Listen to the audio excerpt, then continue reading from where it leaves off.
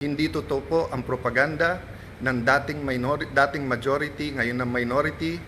Yung propaganda po ng mga dean of the law schools, and I'm asking these deans to issue an apology.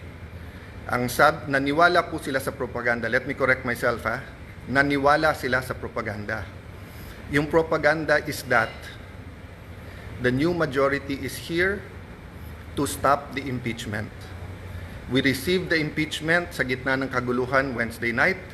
I signed the letter yesterday, sent it to the House of Representatives, na-receive na po nila at nakalagay sa sulat na ayon po sa rules ng Senado kasama sa order of business sa Monday, and kung walang magque-question ng rules at sa aming caucus nag-agree walang magque-question ng rules, ng impeachment rules sa hanay po ng majority o sa aming pong 13.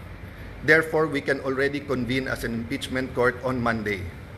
So lahat po ng kinakalat nila na ito po'y lahat na nagaganap para protektahan lang po ang isang tao ay hindi katotohanan. Hindi po kami magko-convict dahil lang po sa politika, hindi rin po kami mag-aakwit dahil sa politika. Impartial impeachment trial ang nasa konstitusyon. Yun po ang balak naming gawin. Pwede nang mag-umpisa sa Monday ang impeachment trial. Ako nga'y medyo nababahala kasi baka gamitin yung issue na to para maraming magsalita sa Monday, tapos sa amin ibabalandra kung bakit may delay sa impeachment. We will focus na makonvene yung court. Kung may gugulo po niyan, hindi po kami.